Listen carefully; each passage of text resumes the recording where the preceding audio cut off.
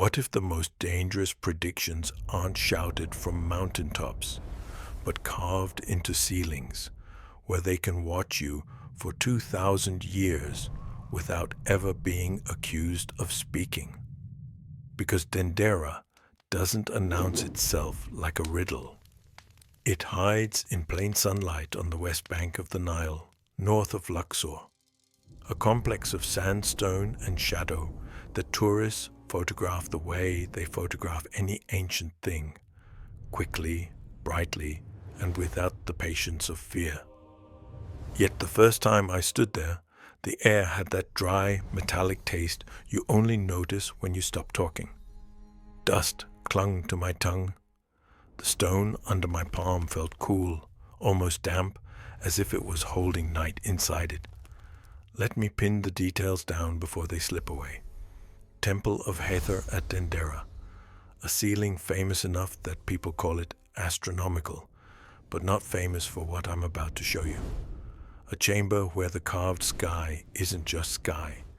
It's a map with rules, dates, cycles, a language of stars written by hands that knew how to count beyond a single lifetime. And somewhere inside that carved vault, under layers of academic dismissal and gift shop mythology, there's a thread associated with a name that never stops resurfacing whenever Egypt wants to speak about knowledge. Thoth. Now, lock the door, dim the lights, keep your voice low, even if you're alone, because this story behaves differently when it's overheard. Welcome back to my little archive of buried histories and inconvenient patterns, where myths are treated like evidence, and evidence is treated like a crime scene. Here's the mission, and I want you to feel the scale of it as it expands in your mind. Tonight, I'm going to take you into the astronomical ceilings of Egyptian temples and show you why some researchers insist a prophecy, sometimes called the prophecy of Thoth, was encoded there like a message on a time delay. We'll begin with Dendera, not because it's the only place, but because it's the one that still breathes. And then we'll step closer to the present, closer to our own sky, until a set of coincidences starts to look like a schedule. I'm not asking you to believe in magic. I'm asking you to notice repetition. On the outer steps, the morning sun turns the courtyard into a white glare. Inside, the temperature drops. The noise dies. Your ears ring with the absence of wind. That's when you realize the temple is designed like a machine for changing human attention, pulling you from the obvious world into the enclosed one. And the ceiling is the final lid. Look up, and the carved figures seem to float, not because they're delicate, but because they're arranged with the calm authority of something that expects to be consulted. Most visitors glance and move on. But what if the ceiling isn't decoration? What if it's a countdown? I didn't start with legends. I started with dust and footnotes. In a side room off the main hall at Temple of Hathor at Dendera, away from the famous circular zodiac that absorbs all the attention, there's a rectangular ceiling panel, most guidebooks reduced to a caption and a shrug. Astronomical symbols, ritual calendar, decorative theology. That's the safe interpretation. The kind that doesn't require follow-up questions. But when I began cross-checking the inscriptions line by line, using old French tracings from the 19th century and modern epigraphic photos, I noticed something unsettling. Certain glyphs weren't behaving like myth. They were behaving like variables. This is where the name comes in. Not shouted, not framed, just implied, like a signature you only notice if you know where scribes hide them. Thoth, the keeper of measures, the counter of years, the one Egyptians credited with inventing timekeeping itself. In later Greek texts, he becomes Hermes Trismegistus. But here, on the ceiling, he isn't depicted as a god. He's a function. You can feel the difference when you look closely. The stars aren't personified, they're indexed. Groups are separated not by narrative scenes, but by clean borders. Repetition replaces storytelling. Numbers appear where gods usually stand.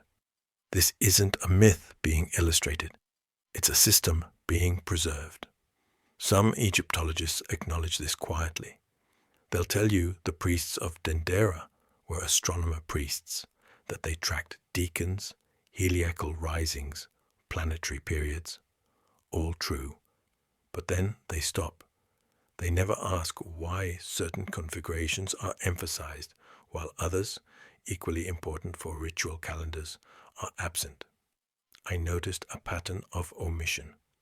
Certain celestial events appear only once across the entire ceiling. Others repeat in clusters of 3 and 5. Eclipses, normally considered dangerous, chaotic, ritually unstable, are not depicted as monsters or omens here.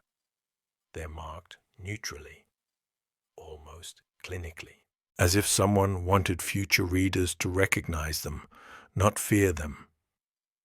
Run your finger along the stone in your imagination. Feel the shallow grooves where star names are spelled phonetically, not symbolically. That choice matters. It suggests these names were meant to be sounded out accurately by someone far removed from the original language. Someone like us. I can already hear the objection forming in your mind. Correlation isn't prophecy. Symbol isn't schedule. Fair? But then explain why these ceilings behave less like religious art and more like a vault, one that locks meaning behind alignment. And ask yourself this: if Thoth was associated not with revelation but with accounting, what exactly was being counted? Because whatever it was, the priests didn't put it on papyrus for casual reading. They put it over their heads. The breakthrough didn't come in the temple. It came at a desk, under a lamp that hummed like an insect, surrounded by photocopies that smelled faintly of vinegar and old glue. I was cataloging star names, not constellations as we know them, no bears, no hunters, but decans. 36 stellar markers the Egyptians used to slice the night into precise, repeatable segments. Each decan rose heliacally once per year, and together they formed a clock that never slept. What caught my attention wasn't their order, it was their spelling. On the Dendera ceiling, several star names are rendered phonetically, stripped of divine determinatives. That's unusual. In religious texts, names are wrapped in theology. Here, they're naked, functional, as if accuracy mattered more than reverence. I pulled a parallel from the Cairo calendar, then another from a late temple inscription at Edfu Temple. The same names, the same spellings, and the same numbers carved beside them, angles, intervals, groupings that repeat like a refrain. 3, 5, 12, 36. Here's where the room got colder. When you plot those groupings against modern astronomical software, ignoring mythology, ignoring symbolism, just treating the ceiling as data, you get alignments that shouldn't be there. Not for a ritual calendar, not for agricultural timing. The angles correspond to rare sky events, the kind that only resolve over centuries. Planetary conjunctions that drift slowly. Eclipse seasons that migrate like ghosts. One decan cluster appears only when the moon's nodes align within a narrow tolerance. Another only when a specific planet crosses a boundary at dusk, not dawn. These are constraints, filters, the language of someone narrowing down a date. I know what you're thinking. You're thinking this is retrofitting, modern tools forcing meaning onto ancient art. I thought that too. So I reversed the test. I fed the ancient constraints forward, not backward. I asked, if these conditions were waiting for a match, when would they occur again? The software paused. Then it produced a short list. Very short. One window stood out because it satisfied every carved requirement without approximation. The deacons, the angles, the neutral eclipse markers, all converging within a span so tight it felt intentional. I didn't write the year down at first. I just stared at it, listening to the hum of the lamp, aware of my own breathing. Because suddenly the ceiling wasn't ancient. It was patient. And it was pointing forward. I needed to see it with my own eyes, not as numbers, not as theory, but as sky. So I did something deliberately anachronistic. I took high-resolution tracings of the Dendera ceiling and layered them over a modern celestial simulation calibrated to the present era. No mythological filters, no symbolic translations, just coordinates meeting coordinates, stone meeting software. The first alignment clicked into place quietly. A deacon cluster slid over a modern star group with less than a degree of deviation. That's within naked eye tolerance. The second alignment was louder. A planetary marker, previously dismissed as decorative, matched a current orbital position so precisely it felt rude, as if the past was interrupting. By the third match, coincidence was no longer a defensible posture. I pulled confirmed sky data from NASA's ephemerides and cross-checked with European Southern Observatory tables. Same results, same window. The configuration wasn't common. It wasn't even rare. It was specific. A narrow convergence of lunar nodes, planetary placements, and stellar risings that only occurs when several long cycles briefly overlap. Imagine standing in a dark field tonight. The air is still. Your phone screen glows faintly as you tilt it upward. Now imagine someone 2,000 years ago doing the same thing. Not with silicon and satellites, but with patience measured in generations. Watching, recording, waiting. On the Dendera ceiling, eclipses are not dramatized. No devouring serpents, no panicked gods, just marks, clean, almost respectful.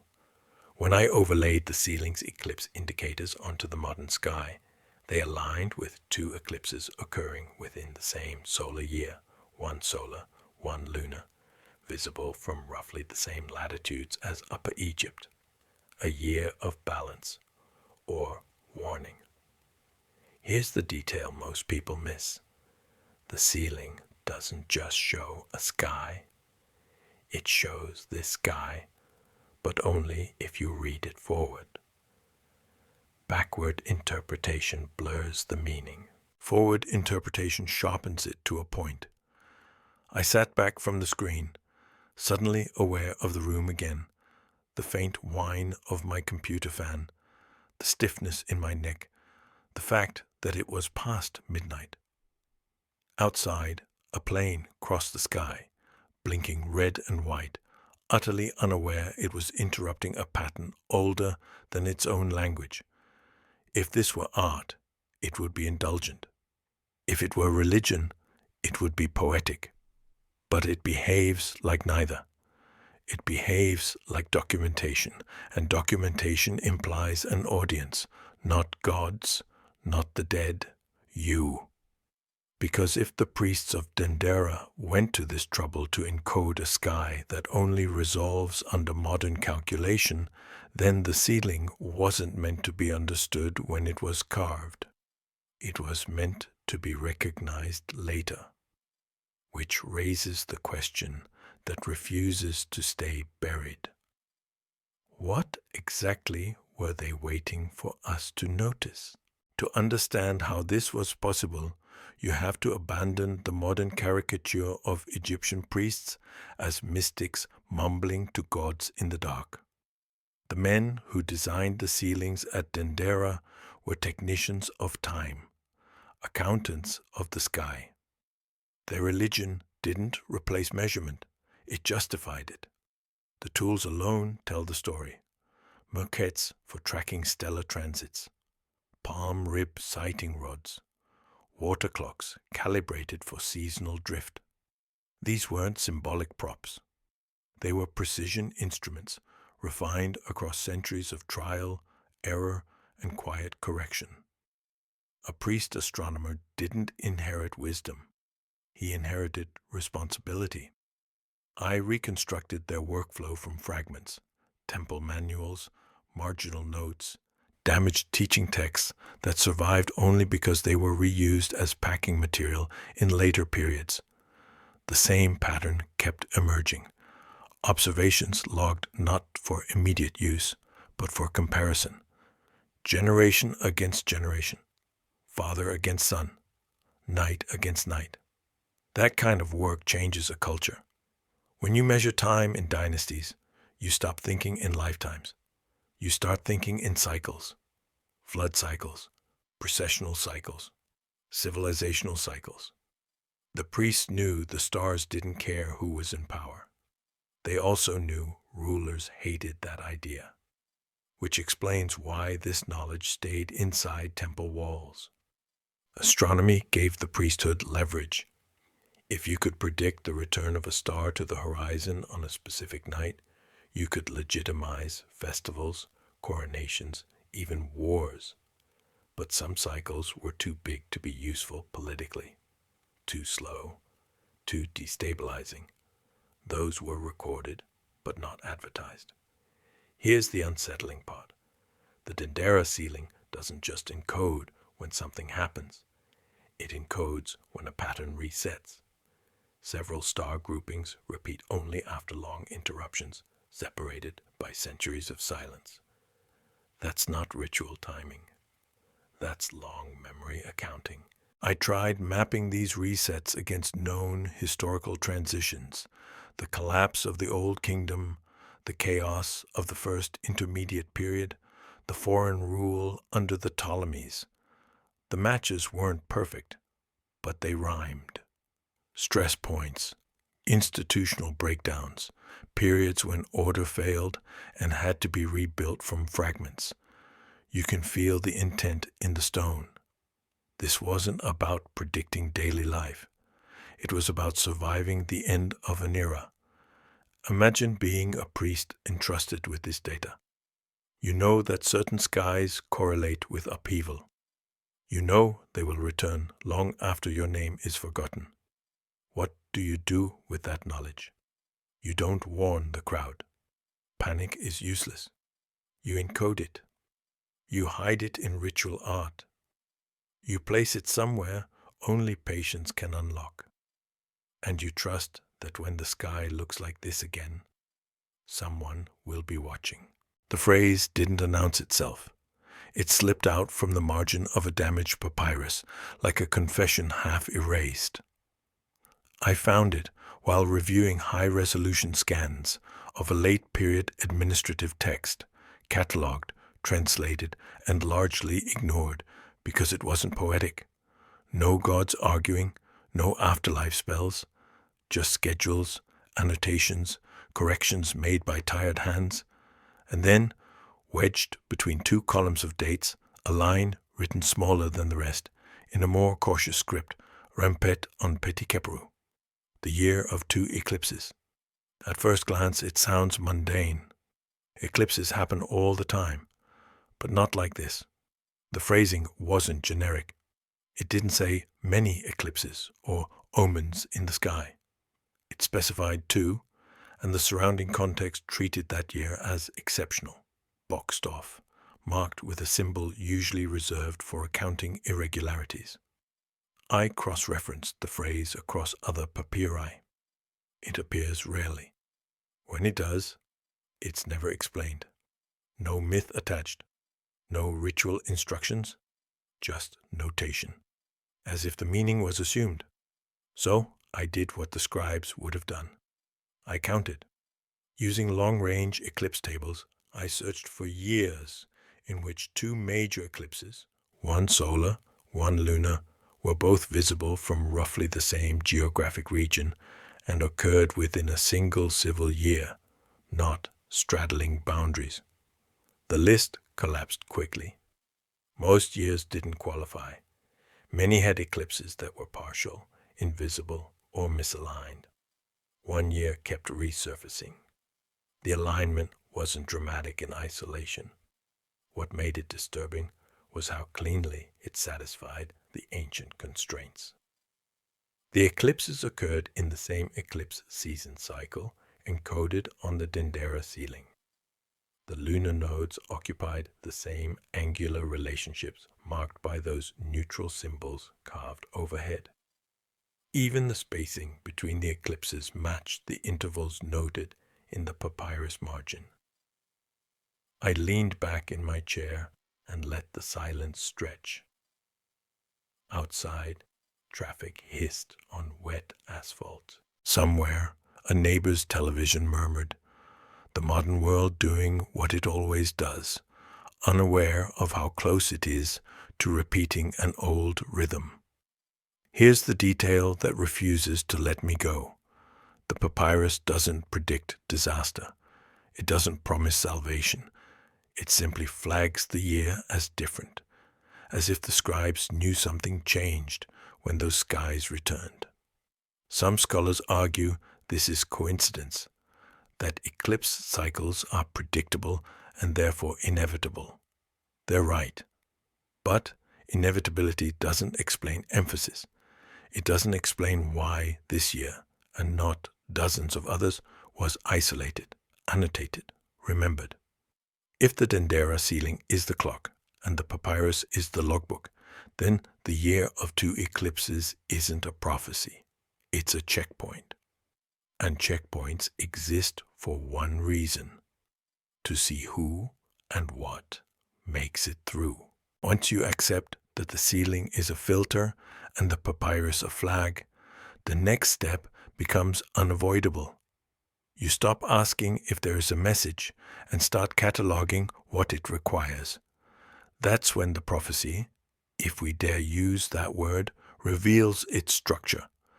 There are 7 markers, not listed, not announced, embedded. The first is stellar. A specific deacon rises just before dawn, not at the horizon, but a hand's width above it, during a narrow seasonal window. On the ceiling, it's carved slightly off scale, a detail most reproductions flatten away. That offset matters. It corresponds to precessional drift. Sound familiar? It should. We talk about precession now as an abstract wobble. They treated it like a calendar correction. The second marker is planetary. A slow-moving body crosses a boundary line at dusk, not midnight. This eliminates most conjunctions immediately. The priests weren't interested in spectacle. They were interested in thresholds, moments when one state quietly becomes another. Third comes silence. No festivals recorded, no ritual expansions. In several texts, expected ceremonies are simply absent for the marked year. Administrations continued. Life went on. But the ritual calendar thinned, as if attention was being conserved. The fourth marker is the lunar pair. 2 eclipses, 1 solar, 1 lunar, both visible, both clean, neither dramatized. They're noted neutrally, like weather. That neutrality is chilling. It suggests familiarity or resignation. The fifth is numerical compression. Time intervals between observations shorten. Notes become terse. Margins fill.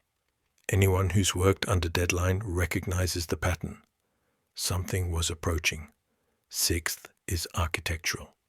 At Dendera and at least one other site, repair inscriptions pause around similar cycles.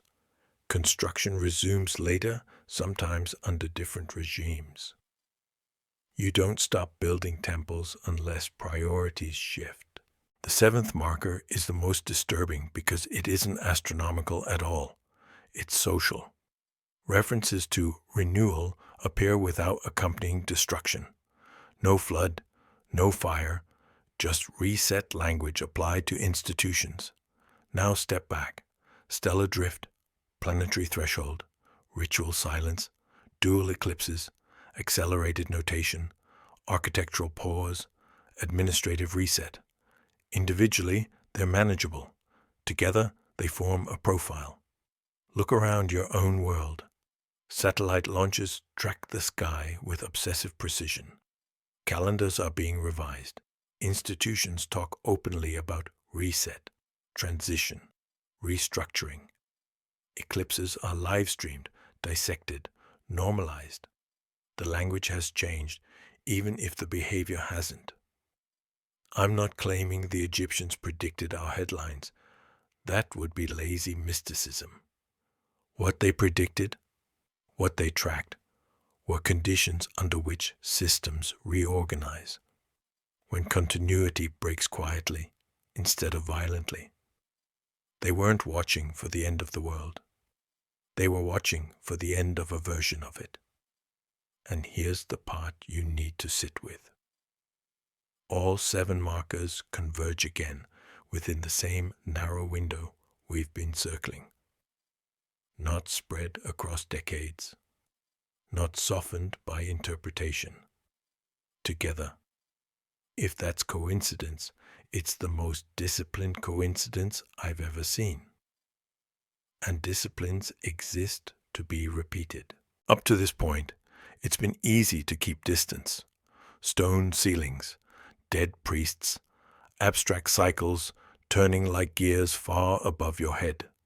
History has a way of feeling padded, insulated by time. But this is where the insulation thins. Because cycles don't announce themselves with trumpets. They arrive as pressure. Imagine a summer where the heat lingers longer than forecasts promised, where nights don't cool and sleep feels shallow. Imagine calendars shifting, work weeks rearranged, fiscal years redefined, institutions quietly updating language on their websites. Nothing collapses. Nothing explodes. Things simply stop behaving the way you were trained to expect. The Egyptians understood this phase. They didn't call it apocalypse.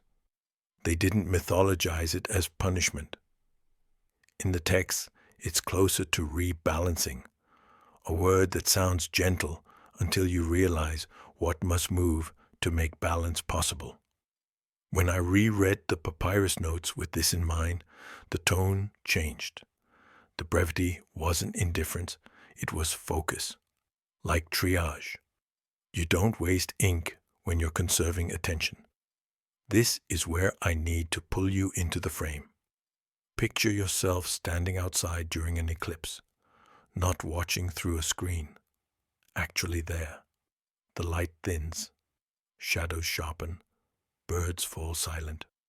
For a few minutes, the rules you subconsciously rely on, brightness equals safety, day equals control, are suspended. Your body notices before your mind does. Heart rate shifts, skin prickles. Now scale that feeling up, not for minutes, but for years. The prophecy, if you insist on that word, doesn't threaten destruction. It suggests exposure. Moments when hidden dependencies become visible. Supply chains, energy flows, social contracts. The kind of things you don't think about until they wobble. This is why the priests marked institutional resets without catastrophe. They knew systems can fail softly, quietly, administratively. You wake up one morning and realize the old assurances don't apply anymore, but no one rang an alarm. Sound familiar? The personal threat isn't fire from the sky. It's disorientation. The sense that the maps you inherited no longer match the territory you're walking through. that you're expected to adapt without being told what you're adapting to. The Egyptians prepared for this by watching patterns larger than kings, larger than wars, larger than lifetimes. They assumed upheaval was cyclical, not moral. I find that assumption both comforting and terrifying. Comforting because it means survival is possible.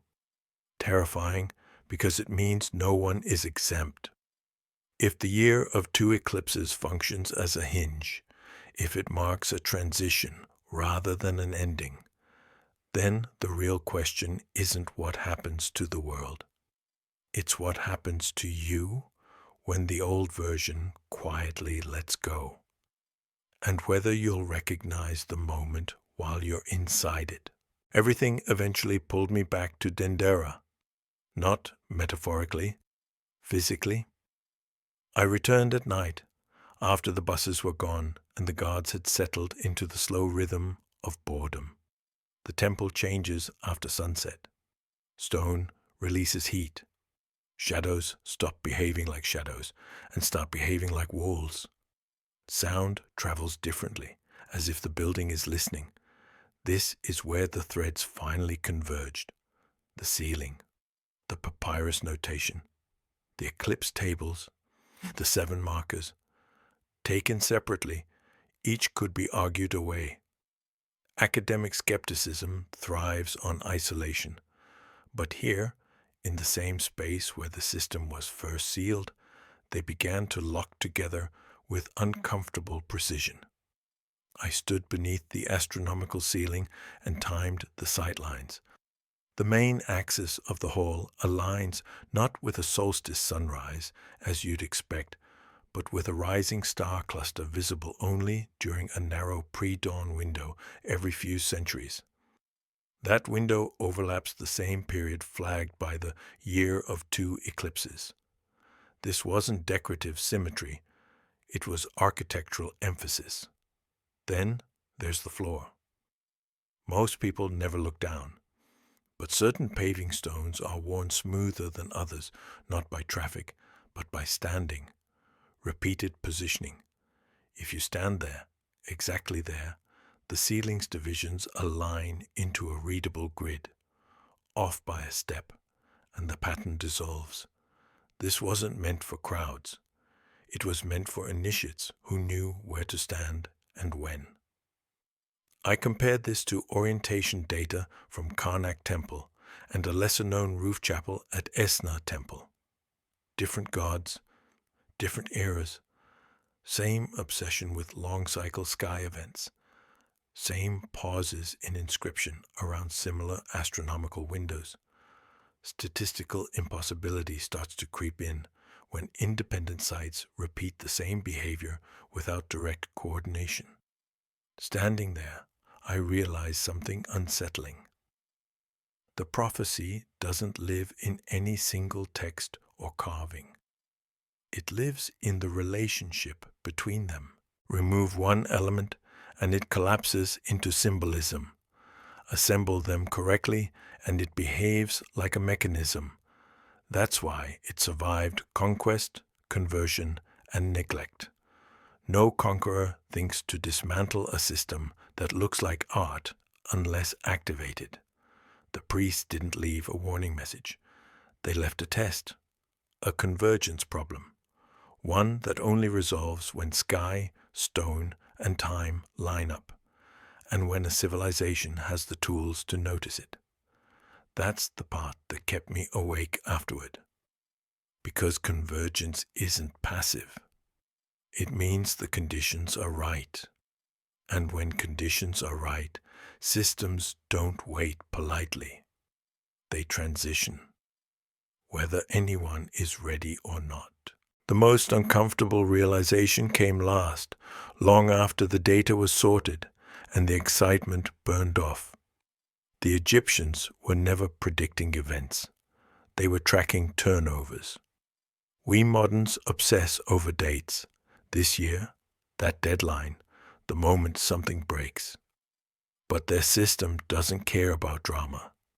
It cares about thresholds.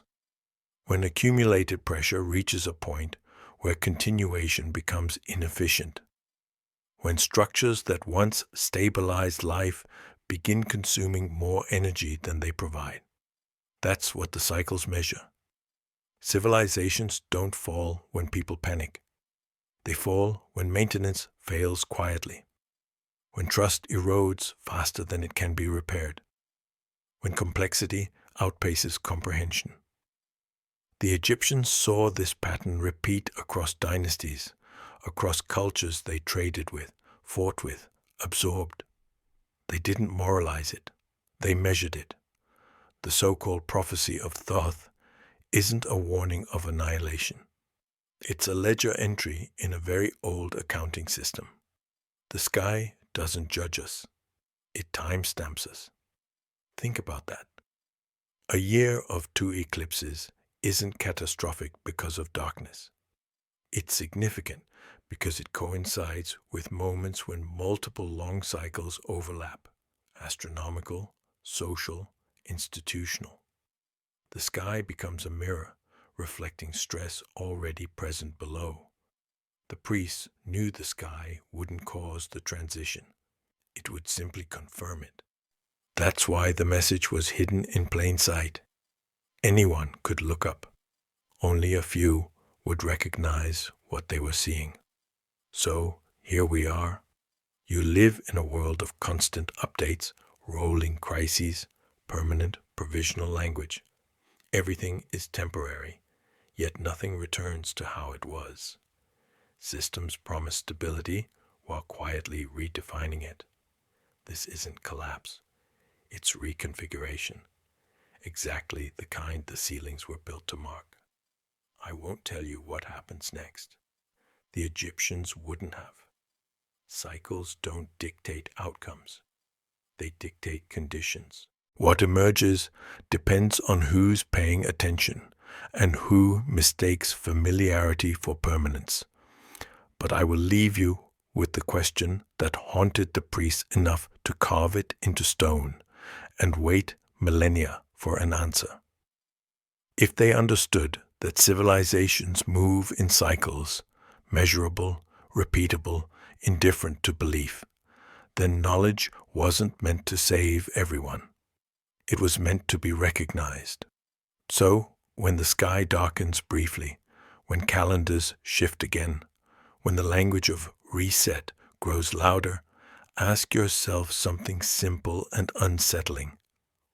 Are you living at the end of a world, or at the hinge between two? Because the ceiling is still there, and it's still watching.